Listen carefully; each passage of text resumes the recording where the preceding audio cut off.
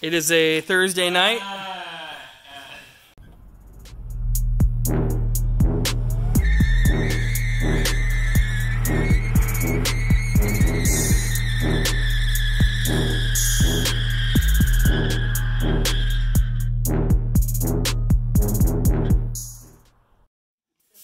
It's a Thursday night and I'm here at my buddy's place, and we have a 2001 Z06 that had a part failure in the engine. It was a built engine and just kind of a factory defect. So anyway, quick easy deal, pulled the motor out, and now we are pulling the subframe down. The torque tube doesn't sound super great, so we're going to check that out.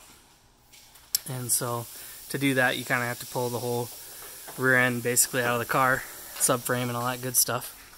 So that's what we're doing, and getting ready to put the engine in.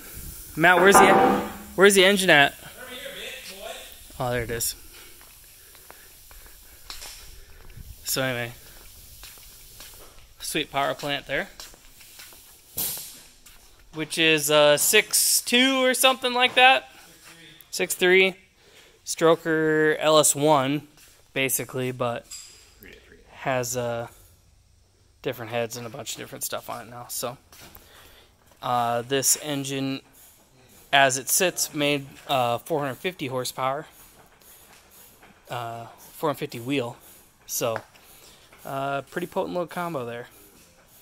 So anyway, we're getting ready to put this back in, and part of that is it's just kind of a process. So anyway, it has, for other mods, coilover swap on all four corners, whether it had it or not or whatever. I'm not a Z06 expert. And then it has a C6Z rear end and some suspension pieces, sway bar, stuff like that. So it has a roll cage in it yet.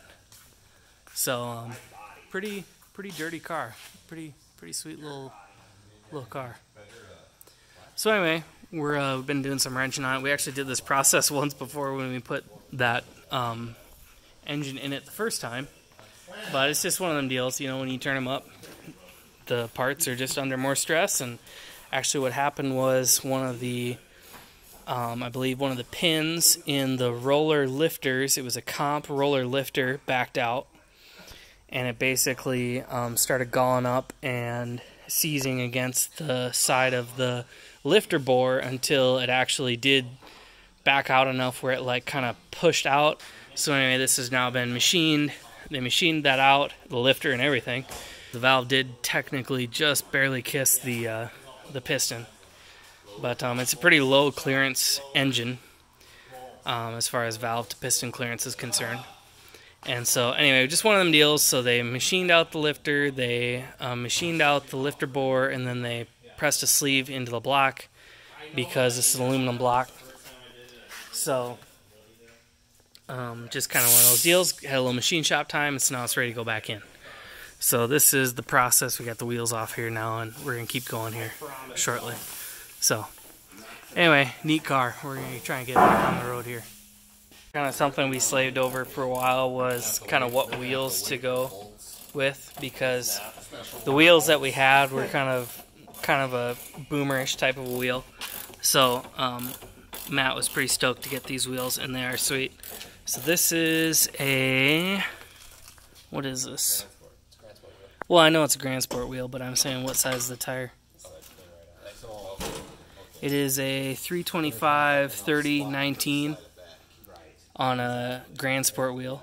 So it's a C6 Grandsport wheel. And so they're, I believe they're staggered, meaning the front's wider than the back. But anyway, and then we have a, what is that? What's this spacer? Is that 3/4? What? Yeah, it looks like it. Something like that. Anyway, so we ground the studs down and put that on there, and that looks sweet. So anyway, totally changed the look of this car. It was somewhat unremarkable with those other wheels, but it looks really, really nice now. So anyway, it's got a little poke on the front, and I would say a little poke on the back, but it looks really, really nice. So anyway, ton of like gap in between the spokes. It looks really good. So anyway, they fit cool and they look cool. So there they are sitting on the front, and we don't have any spacer in that right now. So that's just sitting as they are. Tons of, I mean, frankly, you could put a bigger brake in there, but it looks sweet. So anyway, let us know in the comments if you like these wheels. Roast us. I think they look sweet. They look really good. And then it has a, what does it have for tire? It has a Cooper Zeon RS3 on it. So I don't know if those are like a super high level tire or low. They're Treadwear 300, so that's a pretty good tire. About as good as you can get street tire, I think. So for like a regular multi-mile type tire. So anyway, looks sweet. Okay, it's been about a half hour, maybe an hour, and we have the uppers for the control arm undone. We have the lowers for the coilovers undone. We have the e-brake and wheel speed undone. We have the 4 bolts for the subframe, which would be 1. There's 2 right here. There's a pin and a nut that goes there. And then 2 on the other side. And then we've also pulled the calipers off and undid the line, the brake line right here. So beyond those pieces, that's pretty much all we've done. And then we have it resting on that cart right there. So the brake system's open. That's what you're seeing leaking there. But besides that, I'm not aware of anything else we've taken apart. So we're just going to keep cruising. Got the dolly rolled out from underneath the car. Now you can see a little better what we're working with. We have our subframe connections there. The upper control arm was mounted. Then we had the shock, the coilover, sorry, that went through here. And then all the harnessing we had to strip off the top of the engine. Then the brake lines we undid right here at these connections. And again, upper control arm, again, subframe bolts.